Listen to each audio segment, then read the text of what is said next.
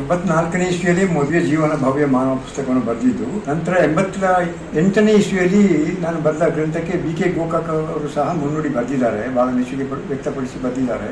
ಆ ನಂತರ ನನ್ನ ಜೀವನದ ಬೇರೆ ಬೇರೆ ರಂಗಗಳಲ್ಲಿ ಬದಲಾಯಿತು. ಆ ನಂತರ ಅದನ್ನು ಪಬ್ಲಿಷ್ ಮಾಡಲಿಕ್ಕೆ ಆಗಲೇ ಇರಲಿಲ್ಲ. ಇವಾಗ ಇದನ್ನು ಬಹಳಷ್ಟು ವಿಸ್ತೃತಗೊಳಿಸಿ ಅದನ್ನು ಈಗಿನ ಜನರೇಷನ್ ಎಲ್ಲ ಇಂಗ್ಲಿಷ್ ಜಾಸ್ತಿ ಓದೋರಾದ್ರಿಂದ ಇಂಗ್ಲಿಷ್ಗೂ ಮಾಡಿಸೋ ಅಂತ ಹೇಳ್ಬಿಟ್ಟು ಮತ್ತೆ ಈ ಪುಸ್ತಕವನ್ನು ಈ ಜಗತ್ತಿನ ಎಲ್ಲಾ ರಾಷ್ಟ್ರಗಳ ನಾಯಕರುಗಳಿಗೂ ಕಳಿಸ್ಕೊಡ್ಬೇಕು, ಇದನ್ನು ಓದಬೇಕು, ಇಂಥ ಗ್ರಂಥಗಳನ್ನ ಓದಿ ನಮ್ಮ ಯುದ್ಧ ನಿಲ್ಲುವುದಾಗಬೇಕು, ಎಲ್ಲ ಸಂಸಾರಿಗಳು ಸುಖ ಸಂತೋಷ ಶಾಂತಿಯಿಂದ ಜೀವನ ಸಾಗಿಸಬೇಕು. ಪ್ರತಿಯೊಬ್ಬ ಪ್ರಪಂಚದಲ್ಲಿರುವ ಎಲ್ಲಾ ಸಂಸಾರಿಗಳು ಕೂಡ ಓದಿ ಸಂಸಾರವನ್ನ ಸುಖವಾಗಿ ದಾರಿ ಕಂಡುಕೊಂಡು ಆ ರೀತಿಯ ಬದುಕಲಿ ಅಂತ ಹೇಳುವ ಒಂದು ಮಹತ್ವಾಕಾಂಕ್ಷೆ ನಾನು. ನಮ್ಮ ಫೀಲ್ಡ್ ಮಾರ್ಷಲ್ ಕಾಲಿಪನವರು, ನಾನು ಅವರ ಹತ್ರ ಆಗಾಗ ಹೋಗ್ತಾ ಇದ್ದೇವೆ.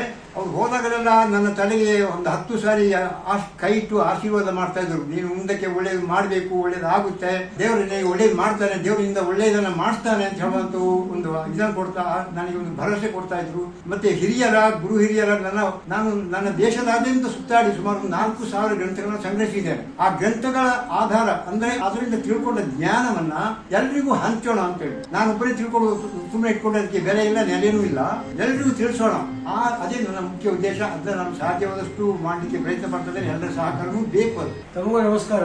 ಫೀಲ್ಡ್ ಮಾರ್ಷಲ್ ಕಾಳಿಪ್ಪ ಮತ್ತು ಜನರಲ್ ತಿಮ್ಮಯ್ಯವರು ಭಾರತದ ಅತ್ಯುನ್ನತ ಮಹಾದಂಡನಾಯಕರು. ಅವರು ನಮ್ಮ ಕಮ್ಯುನಿಟಿಗೆ ಸೇರಿರುವುದು ನಮಗೂ ಬಹಳ ಹೆಮ್ಮೆಯ ವಿಷಯ. ಈ ವಿಷಯದಲ್ಲಿ ಮೋಟನಾಡಿದ ಸೋಮಯ್ಯನವರು ಬರೆದಿರೋ ಪುಸ್ತಕ ದಿವ್ಯ ಮಾನವ ಭವ್ಯ ಜೀವನ ಮತ್ತೆ ಡಿವೈನ್ ಲೈಫ್ ಸಬ್ಲೈಮ್ ಹ್ಯೂಮ್ಯಾನಿಟಿ ಇವತ್ತು ಕೊಡವ ಸಮಾಜದಲ್ಲಿ ಈ ಕಾರ್ಯಕ್ರಮ ಆಯೋಜಿಸಿರುವುದು ಮೋಟನಾಡಿ ಸೋಮಯ್ಯನವರಿಗೆ ನನ್ನ ಕೃತಜ್ಞತೆಗಳು. ಅದಕ್ಕಾಗಿ ಇದರಲ್ಲಿ ಸಹಾಯ ಕೊಟ್ಟು ಕೊಡವ ಸಮಾಜದಲ್ಲಿ ಇಷ್ಟೆಲ್ಲ ಜನರನ್ನು ಸೇರಿಸಿ ಮೈಸೂರು ಕೊಡಗಿನ ಎಂಪಿಗಳಾದ ಯದುವೀರ್ ದತ್ತಕೃಷ್ಣರಾಜ ಒಡೆಯರು, ಚಾಮರಾಜ ಒಡೆಯರು ಮತ್ತೆ ಬ್ಯಾಂಗ್ಳೂರು ಸೌತಿನ ಎಂಪಿಗಳಾದ ತೇಜಸ್ವಿ ಸೂರ್ಯರವರು, ಅವರ ಕುಟುಂಬದವರು ಬಂದು ಇಲ್ಲಿ ನಮ್ಮಲ್ಲಿ ಸೇರಿ ಒಡನಾಡಿದ್ದು ಬಹಳ ಸಂತದ ವಿಷಯ. ಕುಡಿಯಲು ಅಂತೀರಾ, ನಮ್ಮ ರಕ್ತದಲ್ಲೇ ಬರ್ತಿರೋದು ಇದು. ಪ್ರತಿ ಮದುವೆಯಲ್ಲೂ ಎಲ್ಲಿ ಹೋದರೂ ಒಂದು ಸಲ ವಾಲಕ ಕೊಟ್ಟು ಶುರುವಾಯ್ತಂದ್ರೆ ಕಾಲು ತನ್ನಾಗಿ ಆಡ್ಬಿಡ್ತಾರೆ. ವಯಸ್ಸೇ ಆಗಿರಲಿ, ಸಣ್ಣ ಮಕ್ಕಳೇ ಆಗಿರಲಿ. ಇದು ಇಂತಹ ಕಾರ್ಯಗಳು ಮುಂದಕ್ಕೂ ಕೊಡಿಸುವುದರಲ್ಲಿ ನಡೆಯಲಿ. ಸೋಮಯ್ಯನವರಿಗೆ ಶತಾಯುಷಿಯಾಗಿ ಇನ್ನಷ್ಟು ಪುಸ್ತಕಗಳು ಬರೆಯಲಿ.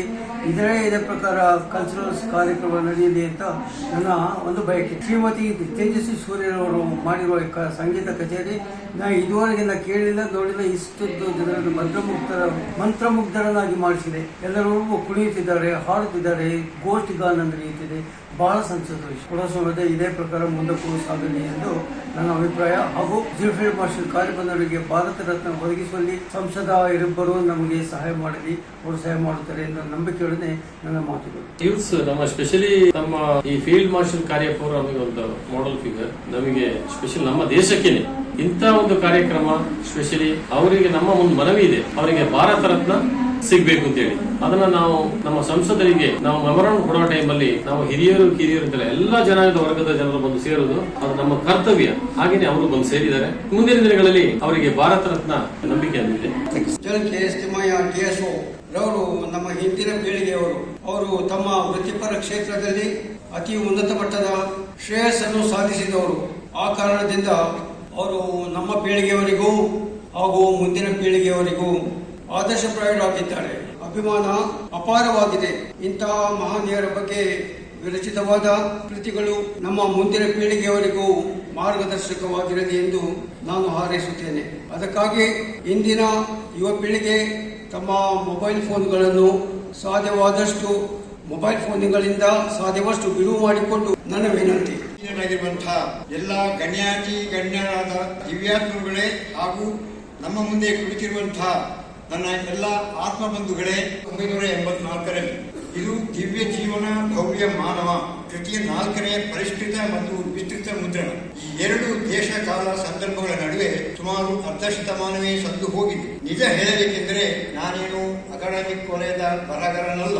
ನಾನು ನೋಡಿದ ಜಗತ್ತು, ಸುತ್ತಲಿನ ಸಮಾಜ, ವ್ಯಾಪಕ ಹೋರಾಟ, ಬದುಕಿನಲ್ಲಿ ಮಾಡಬೇಕಾಗಿರುವಂತಹ ಹಲವು ಕಸವುಗಳು, ಬೆಳೆಸಿಕೊಂಡ ಹಲವು ಕುತೂಹಲಗಳು, ಉನ್ನತೋನ್ನತ ಬದುಕಿಗೆ ನಾನು ಪ್ರಜ್ಞಾಪೂರ್ವಕವಾಗಿ ರೂಢಿಸಿಕೊಂಡ ಮೌಲ್ಯಗಳು, ಅಂತರಂಗದ ನೆಮ್ಮದಿಗೆ ಅರಸಬೇಕಾಗಿ ಬಂದ ಆಧ್ಯಾತ್ಮಿಕತೆ, ಬಾಳಿನ ಶ್ರೇಯಸ್ಸಿಗೆ ಬೇಕೆನಿಸಿದ ಸಾತ್ವಿಕ ಸಂಸ್ಕೃತಿಯ ಸಸ್ಯಾಹಾರ ಪದ್ಧತಿ, ಮಾಡಿಕೊಂಡು ಬಂದ ಸಜ್ಜನರ ಸಾಹಸಿಗಳ ಮತ್ತು ತಾಪಸಿಗಳ ಸಹವಾಸ, ಮನನ ಮಾಡಿಕೊಂಡು ಆವಹಿಸಿಕೊಂಡ ಪುಣ್ಯ ಪುರುಷರ ಮತ್ತು ಮಹಾಸಾಧಕರ ಜೀವನ ಸಾಧನೆಗಳು, ವಿವೇಕಯುತ ವಿಚಾರಗಳು ನನ್ನಲ್ಲಿ ಹುಟ್ಟಿಸಿದ ಅನುಭೂತಿ, ಇತ್ತೀಚಿನ ವರ್ಷಗಳಲ್ಲಿ ನಾನು ಭೂಮಿ ತಾಯಿಯ ಒಡಲಿನಲ್ಲಿ ನಡೆಸುತ್ತಿರುವ ಸಾವಯವ ಕೃಷಿ, ಇವೇ ನನ್ನ ಮೂಲ ಸ್ರೋತಗಳು. ಹಾಗೆ ನೋಡಿದರೆ ಬದುಕಿಗಿಂತ ಅತ್ಯುತ್ತಮ ವಿಶ್ವವಿದ್ಯಾಲಯ ಯಾವುದೂ ಇಲ್ಲವೇ ಇಲ್ಲ. ಬೆಂಗಳೂರಿನಲ್ಲಿ, ಅಂದರೆ ಈಗ 50 ವರ್ಷಗಳ ಹಿಂದೆ ಆಶ್ರಮದಲ್ಲಿದ್ದೆ. ಆಗ ಒಂದು ದಿನ ಬೆಳಿಗ್ಗೆ 4 ಗಂಟೆಯ ಹೊತ್ತಿನಲ್ಲಿ ಅಲ್ಲಿ ಅಷ್ಟು ಹೊತ್ತಿಗೆಲ್ಲ ಚೆನ್ನಾಗಿ ಬೆಳಕು ಹರಿದಿರುತ್ತದೆ. ಗಂಗಾ ನದಿಯ ಆ ಕಡೆಯಿಂದ ಜನರು ಸಹಾಯಕ್ಕಾಗಿ ಆರ್ತನಾದ ಹೊರಡಿಸುತ್ತಿದ್ದರು. ಏಕೆಂದರೆ ದೋಣಿಯ ನಾವಿಕನು ದಡದಲ್ಲಿ ಹಗ್ಗ ಕಟ್ಟಿ ದೋಣಿಯನ್ನು ನಿಲ್ಲಿಸಿ ಚಹಾ ಕುಡಿಯಲು ಹೋಗಿದ್ದ.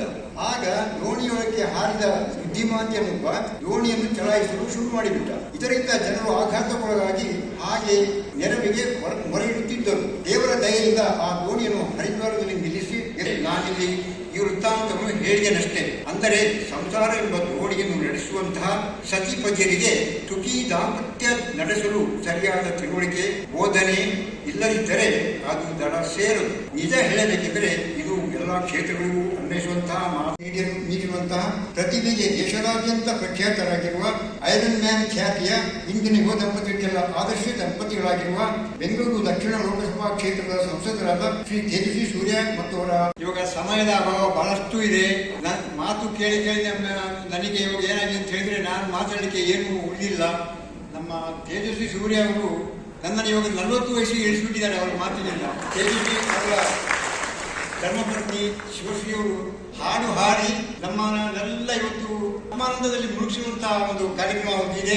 ನಮಗೆ ಇವಾಗ ಸಮಯದ ಅಭಾವ ಉಂಟು. ನನ್ನ ಮಾತು ನಾನು ಬರೆಯುವಲ್ಲಿ ನಾನು ಸ್ವಲ್ಪ ಚಿಂತಿಸಿ ಬರೆಯುವನೇ ಹೊರತು ಮಾತನಾಡಿ ಅಭ್ಯಾಸ ಇಲ್ಲ. ದಯವಿಟ್ಟು ನನ್ನನ್ನು ಕ್ಷಮಿಸಿ. ನಾವೆಲ್ಲರೂ ಇದನ್ನು ಹಾಡು ಕೇಳಲಿಕ್ಕೆ ಪ್ರಯತ್ನ ಮಾಡೋಣ.